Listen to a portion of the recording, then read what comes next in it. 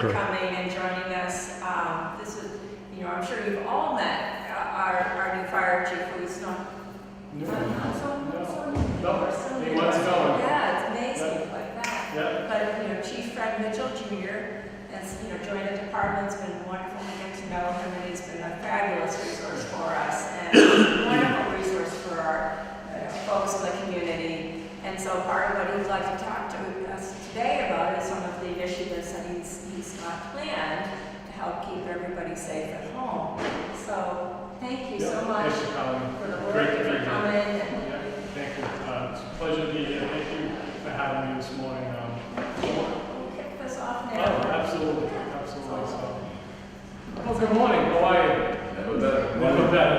That's great. As Colin said, we're looking at a couple of safety initiatives for the community going forward. And part of it is keeping everybody safe, whether from your folks to your families. And I hope today some of the things that I talk about that you can take not only for yourselves, but also, information for your family. And I think it's important to get the message out.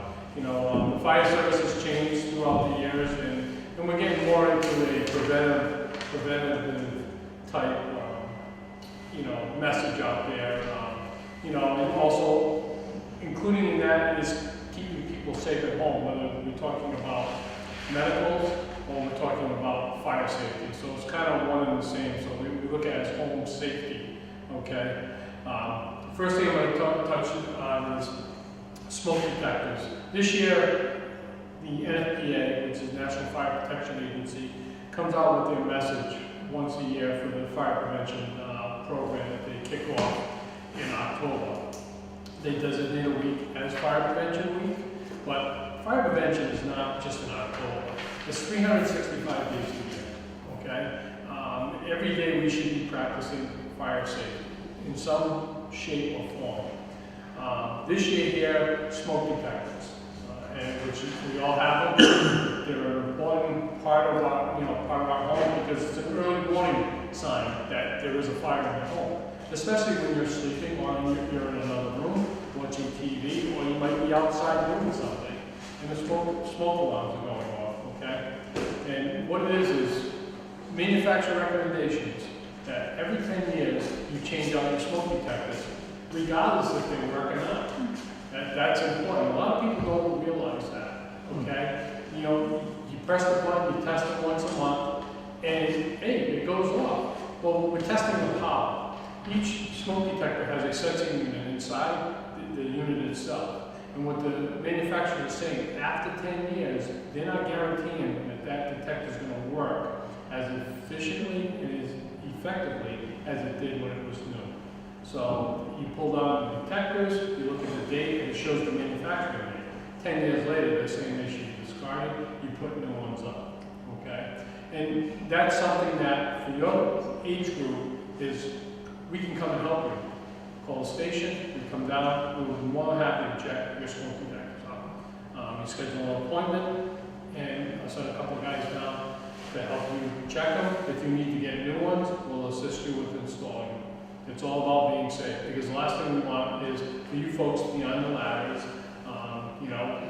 As we get older, our skills, our limitations grow. Our skills diminish, but our limitations grow.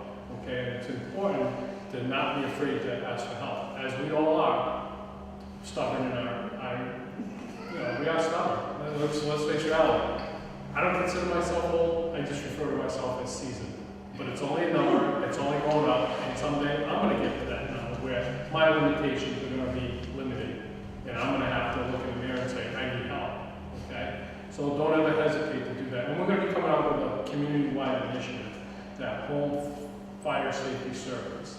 We call the fire department, we schedule an appointment, we come out, and it's a checklist that two of our members will go through. As we come into your home, you invite us in, we check your smoke detectors, we look at any type of hazards, whether it's electrical hazards, cooking hazards, storing of materials, okay? If your door's not working properly, and these are all suggestions to make your house safer, so you can get out in the case of a fire, or to eliminate a hazard that we may have to come because of that. So that's very important, because one of the things we talk about with the kids is, and we hammer this home every fire prevention when we go in and do our programs in the school system, is escape plans. You know, do you have an escape plan? Where's your meeting place? You folks, no different, should have an escape plan. You know, you should have a meeting place. Because in the event of a fire, when we come to your home, if you're out, you know, then we don't have to worry about life safety. Then we can go put the fire out. But if somebody's in that home, that's our first initiative. You know, we basically look at life safety, stabilize the incident, put the fire out in this case, and property conservation. You know, preserve as much of your property as possible that does not get damaged by the fire, or smoke, or water. So those are our initiatives. That's what we do when we go to a scene. You know, like I said, life safety is very important. But you should want to have that escape plan. You know, let your family members know, because we're in the age of social media. It's big. I can reference a lot of examples how we've gone on calls, and the call has shown up on the social media websites prior to us returning from the call.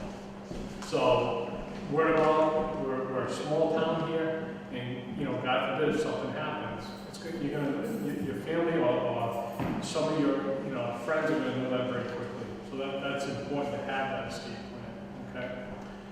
One of the things we're going to talk about is cooking safety. As we get older, we stop losing our strength. We stop being more forgetful. I'm forgetful now. You know, so one of the things you got to really understand is that when you're using the stove, especially like now, not so much now, but in the fall, we stop wearing sweaters again. You know, when you're wearing that, whether it be a puffy sweater or like a sweater that you would put on over your, your short sleeve shirt, and you're reaching over your burners. Okay, what happens? Clothes stop. And if you get that burner going, now your clothes are getting closer to the fire, and it doesn't take much. And next thing you know is your sweater's on fire. Now you know, and what feeds fire? Oxygen. So if you panic and stop running around, you're just feeding more of the fire. Okay, so it's important to understand that, when you're out like this, your strength, as you get older, you lose that strength. So you want to try to use the front two burners more so. And also, don't be afraid to ask for help. Because that's the biggest thing. Because you don't want to be reaching over stuff. A lot of times in the holidays, I'm sure you folks all have your family traditions over the years. Your family came to your home, you did the cooking. My family was like that. My mom did a lot of cooking over the years, and when she was working, she still put on the spread when we got home. When she got home for Thanksgiving and Christmas night. Now that's shifted to my sister. My mom does a little bit, but it's shifted because she's getting older, and you know what? It's time to kind of pass the torch a little bit. And again, it keeps you folks safer. Does it keep you out of the loop as far as being part of the celebrations? But it also enables to minimize the potential for an accident. Okay. Using your stoves, you want to keep them clean. You want to keep the stove tops clean and also your ovens clean. Because you don't realize when things spread over, overflow, if it's cooking too long, it starts burning and then it bubbles up, it stains. Now you've got some more hazards you've got buildup. Okay, so you really want to concentrate on that. And the other thing too is keep your counters clean. I will tell you, my girlfriend buys more stuff from QVC. It drives me nuts. And she starts on the countertops. I'm like, Ellen, we got no place to work. But at the same time, it says, you got to keep some of the stuff away from the stove. Okay, so you want to keep it, especially around the stoves. Any type of heating appliance that you have in your kitchen, you want to keep stuff away from it that it heats up, that could transfer heat to a product that will burn. That's very important. The other thing is the microwaves. If you don't have a microwave that's dedicated to an electrical socket or built above your stove, built in, I've seen it many times. People will use extension cords for microwaves. Microwaves pull a lot of wattage. That creates a hazard. Okay? you shouldn't be using extension cords as a primary means of running an appliance every day. If that's the case, you need to get an electrician to come in and add some more electrical sockets. Coffee makers, you know, they pull something, you know, a little bit, not as much as a microwave, but probably in your kitchen for electrical appliances, microwaves pull the biggest, you know, as far as that goes. But it's just important to, you know, make sure your areas around your heating appliances stay as clear as possible, okay? The other thing is when you're in the kitchen, we'll have to throw rugs down. You want any type of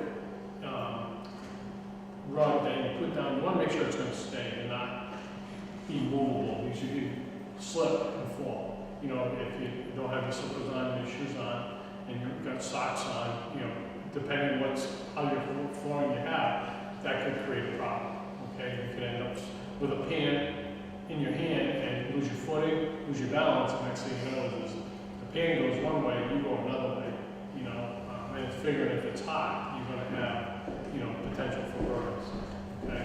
That's very important. You move over to your living room, same areas, using extension cords for your TVs if you have, you know, please don't do that. Plug your TVs, your cable boxes, any lights, plug it if you have lights on stands, just plug them in directly to your, you know, electrical sockets. We've seen in the past, through my career, where people will use extension cords in the area rugs, underneath the area rug, electricity creates heat. Over the course of time, you know, we've seen that.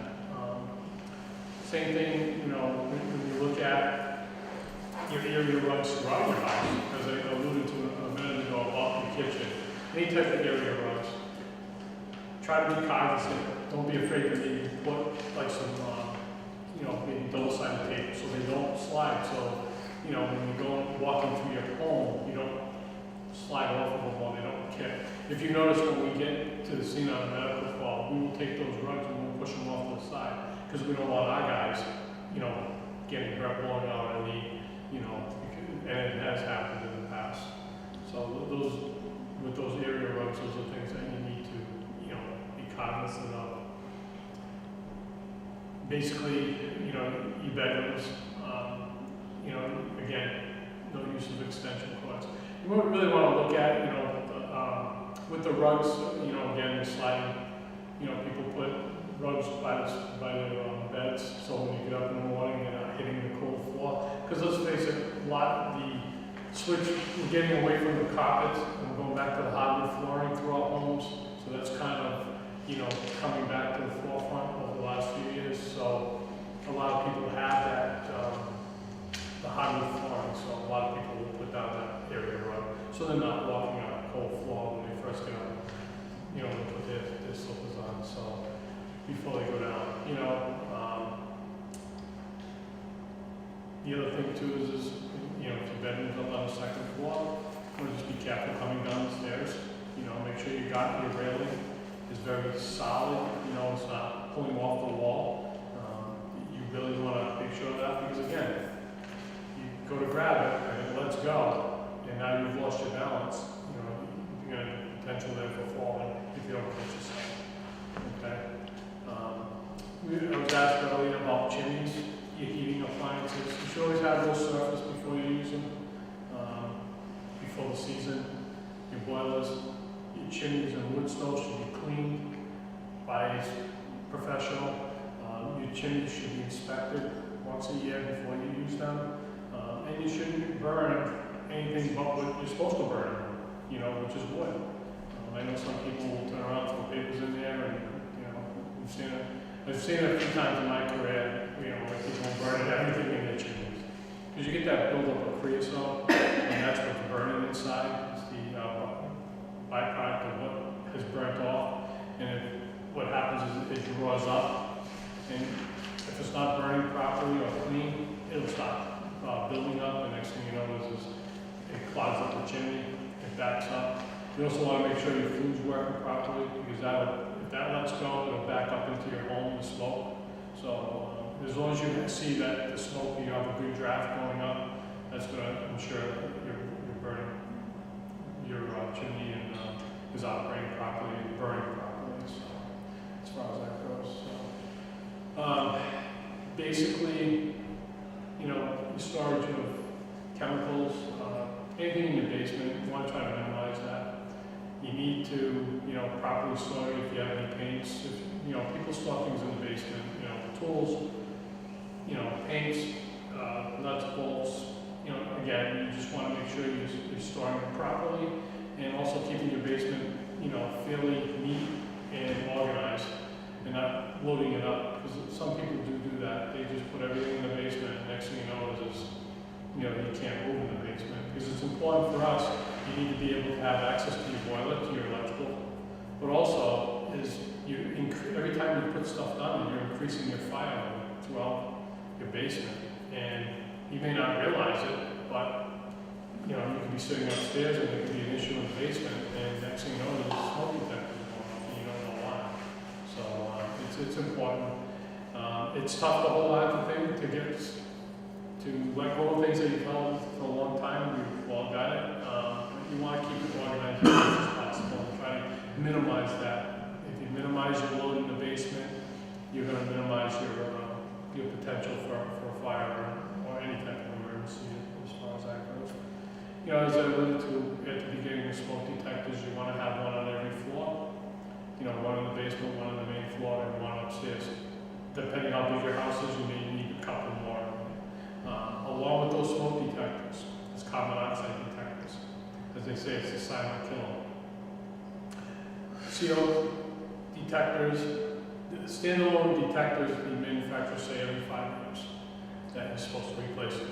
Because again, the same thing with the sensing unit, they're not guaranteeing that. You also want to check them, treat them like a smoke detector and check them. You also want to make sure that they do sell plugins. Plugins are tough, they're easy to take away, you know, and pull them out.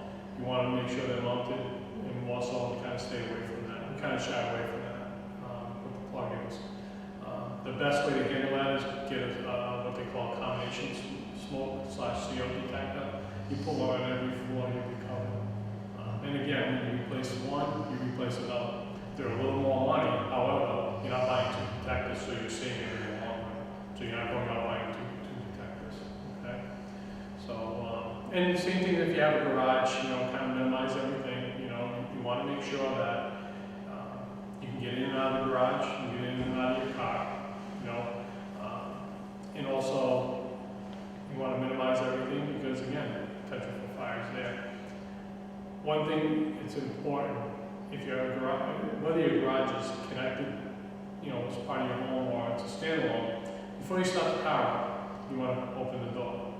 And when you back out of your car or pull out, you want to make sure before you put the door down, give it a few minutes so it clears out the combustion in the house. That's happened to me a few times where people went off in their homes and they didn't know why. Well, it was because they start the car up first. The door goes up, they pull out, they drop the door, and then they leave. They come home because you know, from there, and their CO is going off, and they don't know why. And usually, a lot of times, that's from that because it just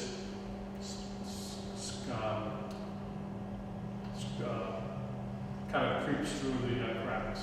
That's probably the best way to describe it. So, but it's important. Fire safety is important.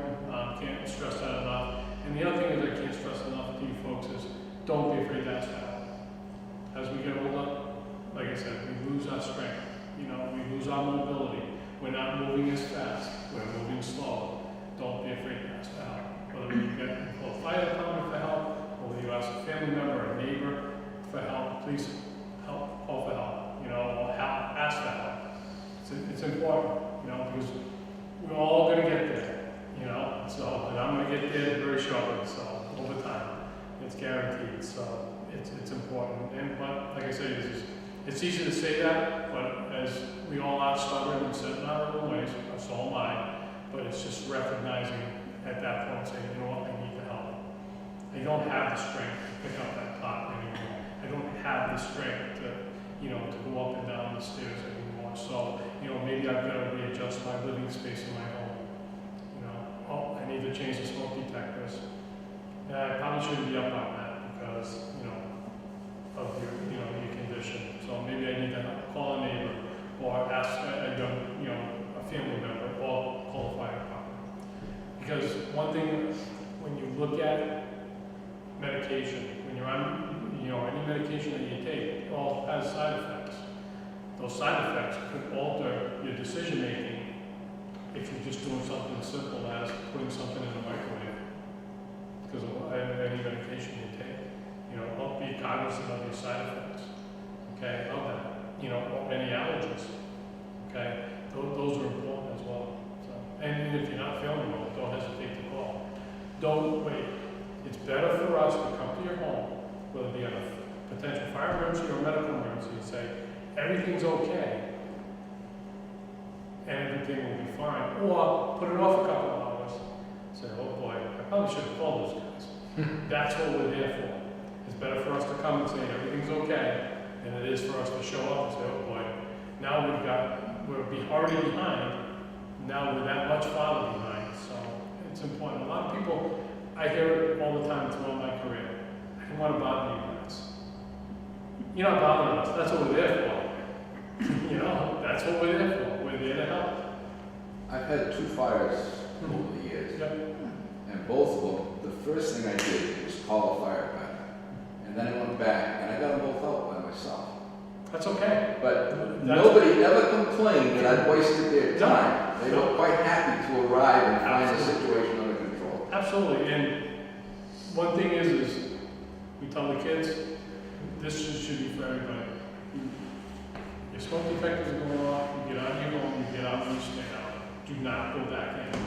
Because if you go back in, there's no guarantee you're going to get back out. And the reason why I say that is fire isn't danger, it's smoke, it's the carbons. But a fire doubles every 60 seconds in size. So if my fist is a fire, 60 seconds later, it's going to double. And 60 seconds after, it's going to double again. So that's why I say is get us on the road, get out, stay out. We'll go in, we're the nuts that run into the burning building. I say that all the time. It's not a natural act to run into a burning building. So you're going to be a little bit soft in that respect. So, but those are the things you really want to keep in mind. Don't hesitate to call us. Don't go back in. It's okay. That's what we're there for. That's what you pay your taxes for. Might as well use them. It's a service. It's no different than, the Council of Aging, police, DPW, we're all paying for it. You might as well use it. That's what we're there for. What type of battery did you suggest using in the smoke detectors? Basically, the alkalides, you can go Energizer, Duracell. Those are the 2 main brands. They last the longest. I know when you go out buy a smoke detector, they do come with batteries. And those are usually an aftermarket battery. I would recommend the ones that, the known brand, the Energizer, Duracell. Change the batteries twice a year, and we can change the pots. That's a recommendation through NFPA. We recommend that. I know some people look at it and say, well, I tested them last week, they were working. Again, don't hesitate. It's a minor thing. And again, if you need help, call us. We'll send the guys over. Not a problem. Anybody have any questions? I want to talk a little about medical emergencies, because that's what you do mostly. Well, the fire services, we still put out fires. Our runs are up, our fires are down. The fire service is gravitating more towards the EMS and the fire prevention. Medical emergencies, again, if you're not feeling well, don't hesitate to call. What's important for us is as much information as you can give us. All your meds that you're on, always maintain a list. Keep that list updated. If your doctor changes your meds, that helps us to be able to treat you. Any known allergies to your medications, or if you're allergic to like peanuts, food allergies or anything like that, we need to know all that. And your past medical history. I run into this all the time. We go on a medical call, the guys are treating the patient, we start talking to the patient. What's your past medical history? Well, I bypassed a couple of years ago, okay, cool. Next thing you know, the guys from the ambulance come in, And they asked, oh, so, yeah, this is past medical history, you know, bypassed a couple of years ago. Oh, okay. Oh, yeah, is there anything else? Oh, yeah, I had a small bout of cancer 3 years ago. Whatever it is, pertinent. Even if you think it's not important, it's important. Better to tell us too much than not enough, okay? So, and that's important because our service up there is we're a basic life support service right now. We rely, for the advanced life support, we rely on another agency to come in. So it's important, the amount of information you give us, we can pass on to the paramedics. So that's important. So it's just gonna keep us on the right course for treatment, okay? Those are supposed to be posted on the refrigerator. Yep, yep. And but the thing is always keep them updated. And you know, nowadays is, you know, if you want to maintain your list at home, but have a list ready to go for us. In the event of an emergency, you can just say, my list is right here. So sometimes they end up getting, you know, lost in the transit of going to the hospital. And then now you don't have your list, you know. So don't be afraid to keep a second list, whether it's on you or, you know, an area where you can go and say, oh, my list is right here. You know, whether a family member does it on the computer and prints it out for you, or whether you use a card system that, you know, you can list everything. Okay? And also with that card system is an emergency contact if you're living alone. That's also important. So we can call someone, you know, because sometimes you may not want to go to the hospital. And remember, the Council on Aging helps to do that process too. Yeah.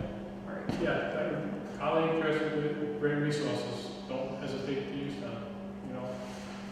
Does the Council on Aging have those little red tags?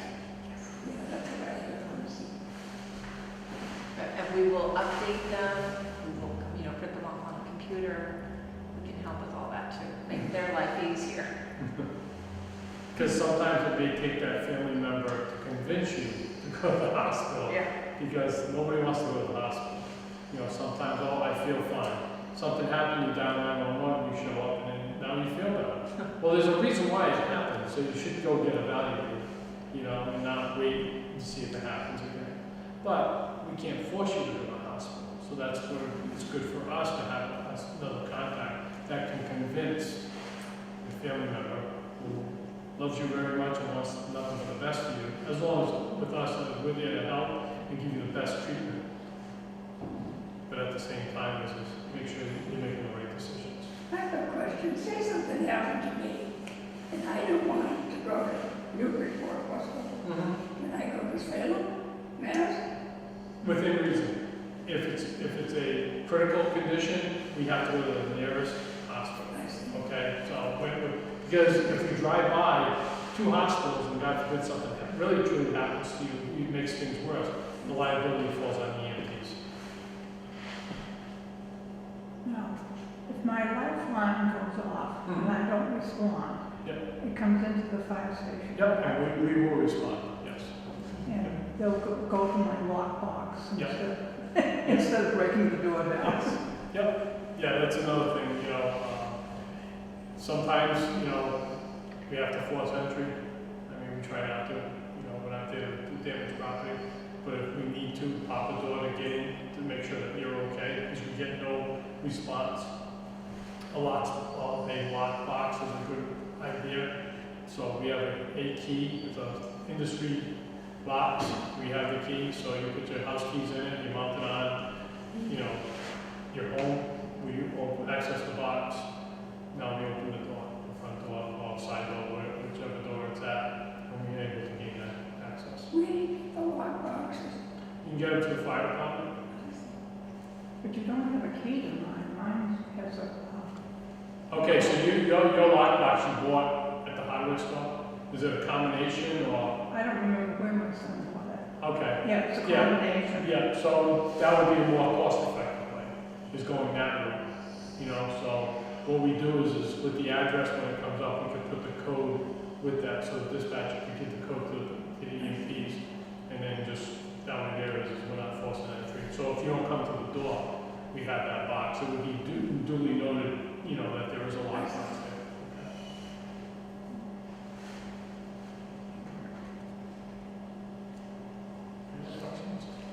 No. Okay, well, thank you for having me. Well, thank you for Appreciate My pleasure. Great. Thank you. So we'll, you know, Enlighten me a little. Keep me alert. yeah. Now, No, so, we can call, when we call, we say, you told us to call. Right. Check That's out. Absolutely. I had a gentleman come in the station last week. Well, he had an issue with the smoke detector. It was chirping, it was beeping. Yeah, mine, I think one in the barn chirp. And we ended up, I looked at the detector, it was definitely older than 10 years. I explained to the gentleman, I says, look, this is older than 10 years, so it's probably malfunctioning. I says, please go get smoke detectors, we will help you put them in. I had a call up on North Street a month and a half ago. Woman had called, she actually came to the station, said, got a funny smell in my house. Well, we go there, we check the CO. She had no smoke detectors in her home. I think it was a little bit of mold, because we did see a little bit in the vents, she had central air. Explained to her, please go out, Joyce Hall Building Supply, and go get 2 smoke detectors. When you get them, call the station, we will come pick them up. The guys went and picked them up, put them up for her. So, you know, it's I'm probably, sure mine are updated. and so the department's available, they can call to, Yeah. you know, have good. firefighters come up and take a look, Yeah. do that fire safety. Absolutely, we're gonna be putting a press release out, and we're finalizing that, so that you'll be seeing that in the near future. Don't hesitate to call, because the only caveat to this whole thing is that, or not maybe so much caveat, but, you know, disclaimer would probably be the best thing is, as I tell when I make appointments, I might be tied up on a call, give me a few minutes. Yeah. So if you know the guys are coming, let's say at 10 o'clock on a Tuesday morning, and they're not there at 10 o'clock, They may be they someplace may be else. someplace else. Right. Because obviously emergencies take precedence to everything. Let's go take a look at fall risks and Yeah, and absolutely. some other, you know, basic safety items and just make some recommendations. Yep. Yeah, my husband automatically changed them every twice a Yeah. year. Well, he was good. He's not- he's very good. I can imagine he was right on top of that, wasn't he? Yeah, well, you know, those engineering types. Okay, I think so, so, Well, thank you, Fred. thanks, Scott, I Thanks. appreciate it. And certainly, you know, we're available to help, you know, update, file flags, and provide, to do a couple of lists so that again, you can keep one in your pocketbook or in your glove compartment, have one at home, give one to your family. You can always- Yeah, absolutely, absolutely. The more information we have for medical on you, it's gonna help us with the treatment and make us aware of your conditions. Okay? So if you do have a medical history and you're presenting something, we're gonna look and say, okay, He's also on my medical work. yeah, That's right, that's right. Absolutely. Well, we got you covered. absolutely. I found You're covered. just our model child.